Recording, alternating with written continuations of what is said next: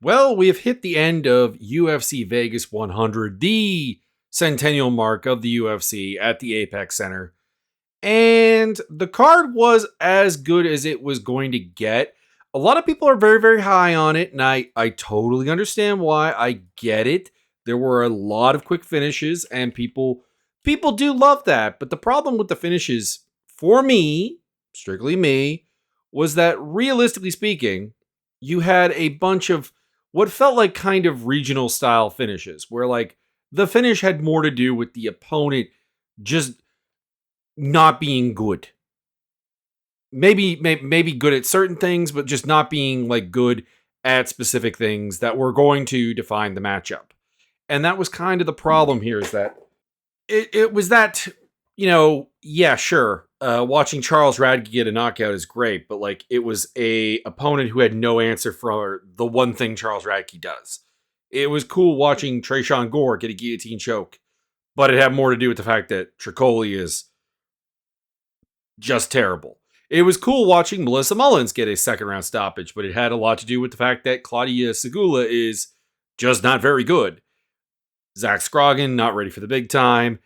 Dushko Todorovic, completely defensively inept, and all of that. So exciting, but like not that, it didn't have that premium UFC caliber feel to it still.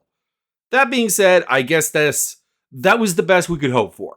That we were going to get a bunch of fights where guys or girls got finished relatively quickly, and at least the opponent got to have something for the highlight reel. I guess that would be the best we could hope for, and we'll roll with it. So let's talk about the main event: Carlos Prates versus Neil Magny, and this is being called. There's some suggestions that this is a complete throwing of a fight, a fix. I don't ever take those terribly seriously. Why anyone would bother fixing a fight at the Apex for a minus 770 to minus 900 favorite is a mystery to me. We'll just put it that way. Prates just overwhelmed Magny, and it was quite clear that Magny was not comfortable exchanging strikes with him at all, even more than usual, because Magny has never been a comfortable range striker. That's the great irony, is that his range allows him to be this guy that everyone is uncomfortable exchanging with, but he himself is not comfortable exchanging at range. But like, no, he had no ideas, but like just diving for takedowns and stuff, and just got absolutely worked. I've never seen him get beaten this badly in a first round, but like it's a loss that's been coming for a while. Apparently he outlanded Prates, which I don't believe. Frankly, I don't believe the UFC stats here, but got knocked down twice and eventually finished. So not much else to say. What's next for Prates? He called out Jack Della Maddalena in Australia or Jeff Neal. I'm fine with the Jeff Neal fight. I do think JDM is probably a little bit of a step up, just because JDM, I'm looking at the UFC rankings right now for welterweight, and Jack Della Maddalena is tied for fourth with Sean Brady. So like realistically speaking, JDM should be fighting Sean Brady or Ian Machado Gary or even Colby Covington. He should probably not be messing around with the previously unranked Carlos Prates.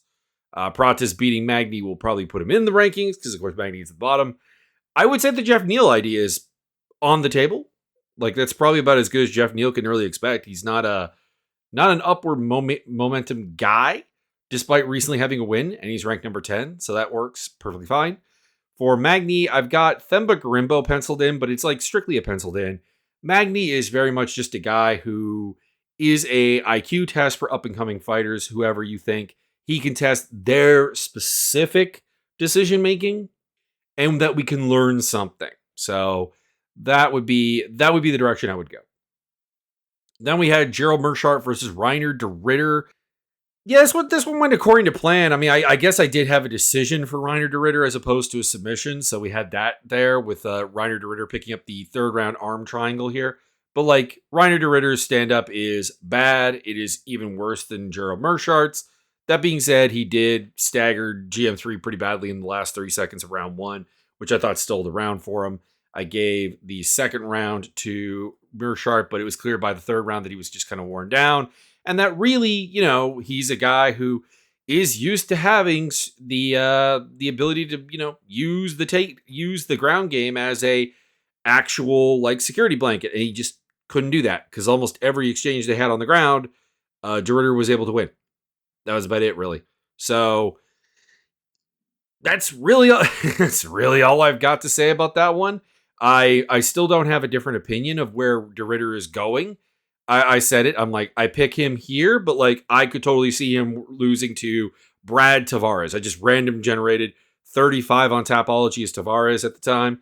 And it's like Tavares could beat him. And like that's the problem, is that his stand-up game is non-existent. And it's not like he's a great takedown artist. Like he was able to get takedowns here reasonably well. But that's because GM3 has never been particularly hard to take down. Because GM3 is a grappler at heart. Like he's I honestly can't really think of an example of a fight where in the UFC GM3 was looking to avoid the ground, but like at the same time, I was looking at his record and I'm like, who is the best grappler that GM3 has ever beaten? And the answer was pretty limited, honestly. Pretty limited. Here I'll go through here. Eben Shabazian, bad grappler. Brian Barberena, bad grappler. Bruno Silva, not a good grappler, that's for sure. Dustin Stolfus, he's an okay grappler, but like is a limited like athlete. And then you're getting back to like Mahmoud Murdoch, Bartosz Favinsky, Darren Wynn, Trevin Giles, Oscar Pichota. Eric Spicely is a good grappler, I suppose, and he beat him with a body kick, so there you go. But like, yeah, the best grapplers he's got are like Joe Gigliotta and like Eric Spicely, Oscar Pichota, Trevin Giles, Bartosz Favinsky is a good top grappler, but that's really about it. And like that is the high watermark. And De Ridder was able to once again enforce that idea. What's next? I've got Reiner De Ridder against Jung Young Park, but you could go higher profile and go with the winner of Ikram Aliskerov versus Andre Muniz, or you could go with Joker Jack Hermanson. For Meerschaert, I've got Paul Craig. I know it doesn't matter if Paul Craig wins or loses against Bo Nickel. By the way, I will be picking Bo Nickel to win that fight, but I'm just saying, even if Craig somehow lucks into a victory, a la he did against Magomed Ankalaev, I would still do that. I would still have him fight GM3.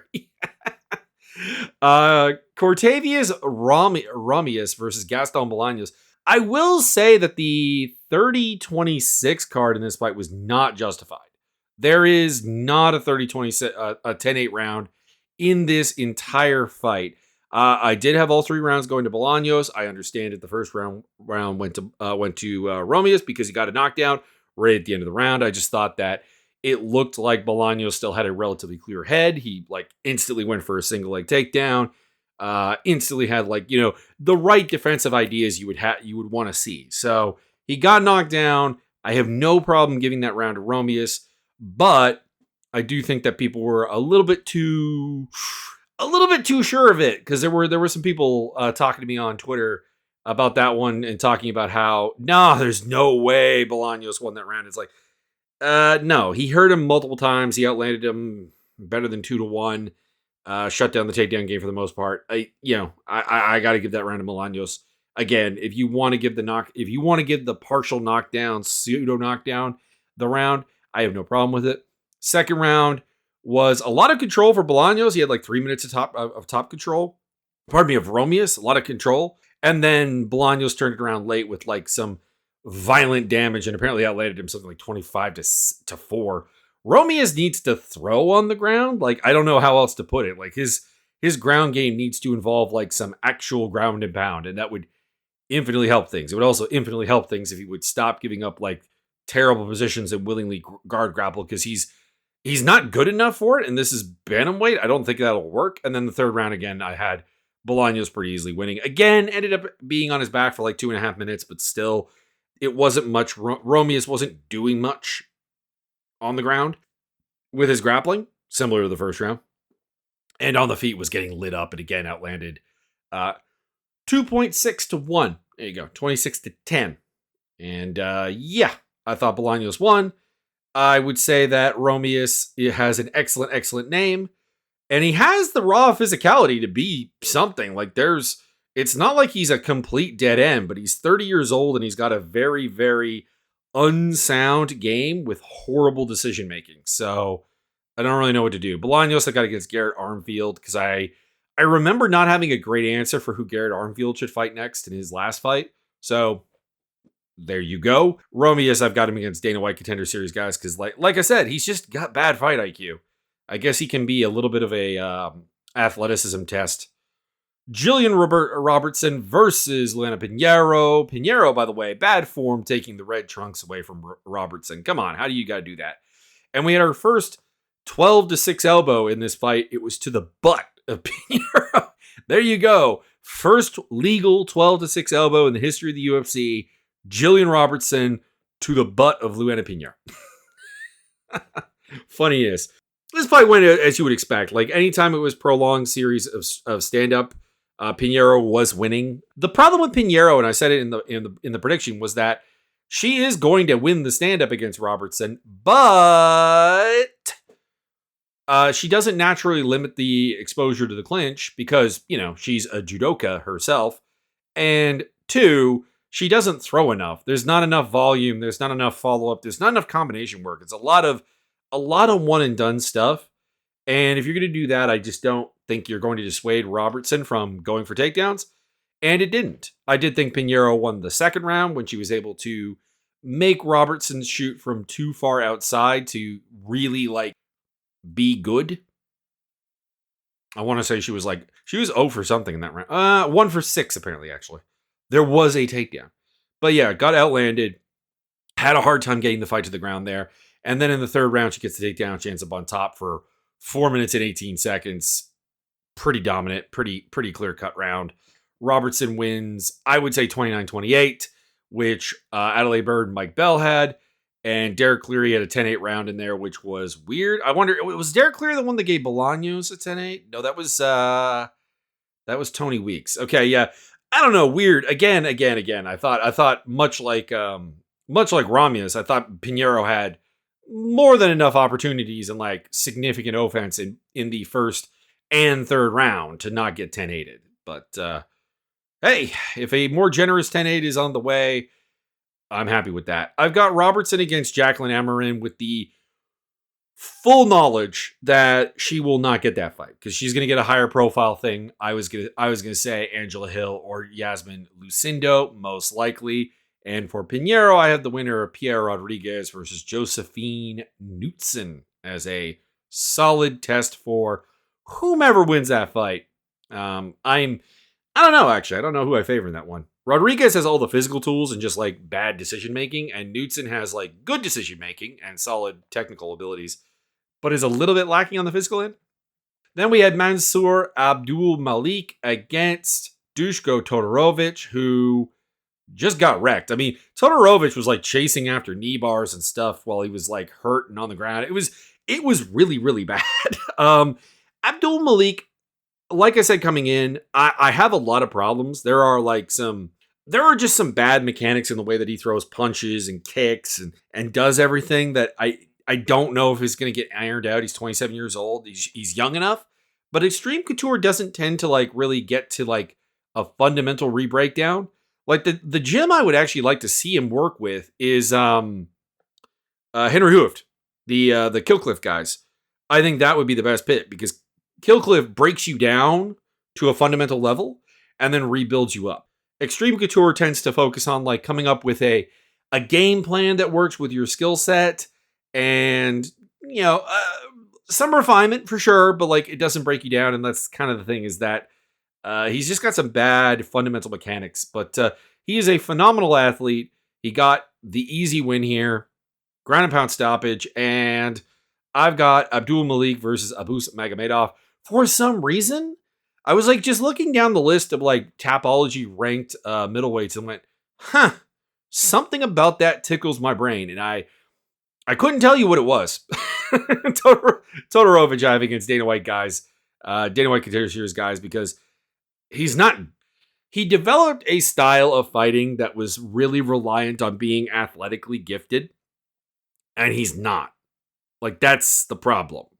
And he's 30 years old, and I don't have any faith in him, like, relearning things at all. Karolina Kowalkiewicz, Denise Gomes was not very good. I scored it. Scored the first 2 rounds for Gomes. I scored the third round for Kowalkiewicz. Kowalkiewicz just looked old. It's not like Gomes was able to deny her, what she wanted to do. It's just that at 39 years old, she couldn't effectively do it, and she's never been a finisher. So I appreciate that she tried really, really hard in the third round, and I appreciate that her cardio is holding up at 39 years old. But there's just not enough here. And for Gomes, there were plenty of bad decisions, random spinning strikes, a jumped guillotine, admittedly at the bell in the third round, but the fact that that was still an idea that she had is questionable. What were the stats in this fight? Just out of curiosity here. Gomes outlanded her 32-11, 28-21, and 31-29. So even in the third round, when Kowalkiewicz got out there and started throwing like 55 strikes, still couldn't outland her, and couldn't do anything with her in the clinch really at all. So I don't know what this really gives for Gomes. I do feel a little bit bad for changing my pick. I was originally going with Gomes all the way, and then I saw the betting odds and was like, that's disrespectful. I'm going to go with Kowalkiewicz just to smite that. And to be clear, there is no way you look at that fight and go that's a minus 550 favorite in Gomes. But obviously, she was able to get the job done, and pretty easily. I've got Gomes against Marina Rodriguez as a fun fight idea. Kowalkiewicz, like I said, I got nothing. She's said on Twitter that she wants to continue fighting, so whatever. I penciled in Julia Pilastri for her next opponent. She's 39 years old. I'm just not really all that interested in seeing her fight anymore. She's not getting knocked out, so I guess it's safe enough for her, but I don't know. Eliza Zaleski destroyed Zach Scroggin, and I don't really have anything else to say about that. You could rebook Zaleski versus Dalby, but I want something new, and I've got Chaos Williams for that. Scroggin can fight someone from Contender Series because I appreciate that he stepped up on short notice, but he is just not UFC caliber. He does not have the athletic ability. He does not have the technical ability, and he has a game that I think is fundamentally broken wrong. And there's a fundamental discomfort with him on the feet. The only thing good I could say for him is that he does have a snappy jab, and he is pretty big, but that's all I've got. And then Charles Radke versus Matt Semmelsberger. Destruction, left hand. Left hand hook. I did think that it was a little bit of an early stoppage. I thought Semmelsberger had recovered nicely from the rocking. That being said, I didn't need to see any more. Like I had zero need to see any more. Like that, it was clearly done. I will say Radke's post fights are always a bit cringeworthy for me. I swear the guy is trying to make just swearing his gimmick and personality, which I don't think I don't think that's a great plan. And then he complimented Semmelsberger by calling him really tough and then calling the division a bunch of bitches. So I don't know. Anyways, I've got Gabriel Bonfim next for him. Semmelsberger is done. You could give him someone at the bottom of the barrel, but he needs to sort some stuff out, and I don't think the UFC is the right place to be doing that. So retirement or back to the regionals where you can kind of, I don't know, find yourself and find a way to get back into this thing. Cody Stamann got destroyed by Damon Blackshear, which I did not expect. I thought that was going to be a good fight. This was like my one surprising fight of the night where I have definitively the right winner, but I just didn't see it going that way. Stamann had some early pressuring, but he catches a knee. He's hurt. Gets hit with a jump knee. Then they're on the ground scrambling, Blackshear's attacking the net with a guillotine. Can't get that. Puts him in the mount. Gets his back, and then the rear naked choke is there. Boom, boom, boom. Tap out. I don't have much else to say. Blackshear versus Raul Rosas Jr. and Stamann against Cody Haddon might be a fun fight. And then another quick submission with Tresean Gore getting the guillotine choke, which I called. I seldom call for like a literal technique, and I got it here. So go me, and go Tresean Gore. Fantastic work. Antonio Tricoli doesn't seem like a very nice guy, and he's just big. He's just big and not very good. So I've got Gore against the winner of Zach Reese and Cedricus Dumas, another pair of fighters that are really physically talented and have absolutely the physical must-haves to compete in this division, but at the same time have really undercooked games. So they're kind of really like Tresean Gore. So obvious pattern there. For Tricoli, he's 0-2 in the UFC. I assume he'll get another fight. I do not care who it's against. Like I said, he's just big. There's no select technique. There's no overwhelming physicality. There's no real signs of development. He's just Mackenzie Dern's new husband. Melissa Mullins versus Claudia Segula. Early on, we were treated to not very good striking by both of them. and then we were revealed that Segula has really nothing off her back, because Mullins got the takedown and just dominated the rest of the round from there on, and then basically just gets a takedown at the beginning of round 2, and just, with 4.5 minutes left on the clock, beats her up until the referee steps in and stops the fight. Is there something with Segula? Maybe. I don't know. She's 25 years old. She's got decent size and whatever, but she's not a phenomenal athlete, so she is going to have to learn what happens when this type of thing happens to her, and how to fight through, how to actually be able to work off her back. And right now, she has no idea. This was not Mullins putting a masterful topside performance in. This was, excuse me, very much Segula not having any idea what to do when she's put on her back. Anyways, Mullins missed weight, so there are questions, there are concerns. She's done that twice now, but I assume she'll get booked at 135 again, so we're rolling with that. She got her black belt. She's apparently overhauled her training regime. Also, note, she's married to one of her coaches, I do believe. That was the change from Dixon to Mullins.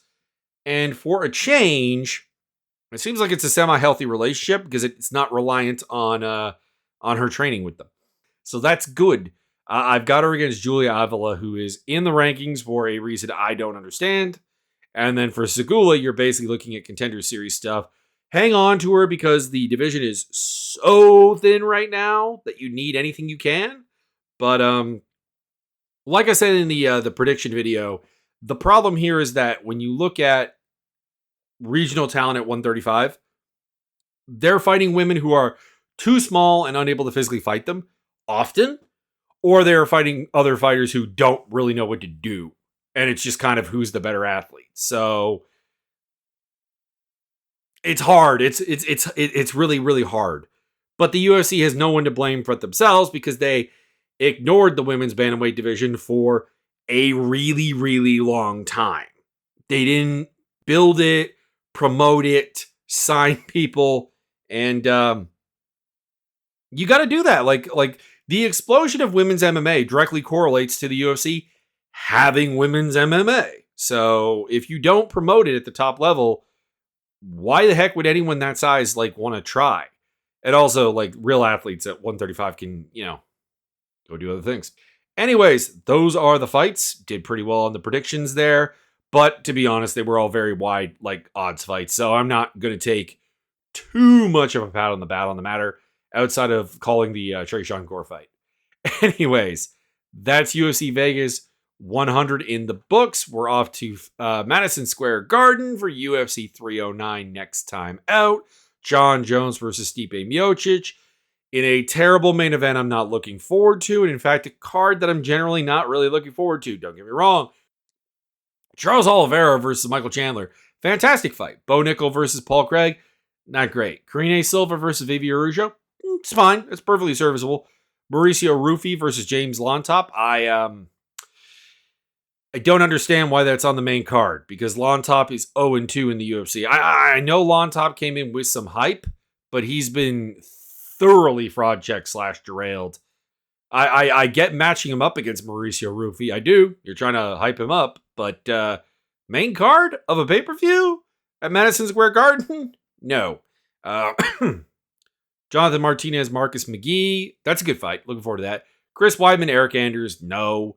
Jim Miller, Damon Jackson. That's fine. Marcin Tybura versus Jonathan Deniz makes a lot of sense, but man, there is a solid chance that Tybura makes that just really boring. Mickey Gall versus Ramiz Brahima. Not really interested. Oban Elliott versus Basil Hefes. Not really interested. I know both of those guys have had like good performances recently. Oban Elliott had a very convincing win against Preston Parsons, which I think does elevate some things. But I'm still not super excited for him. And Basil Hefes had that win over Mickey Gall, but like,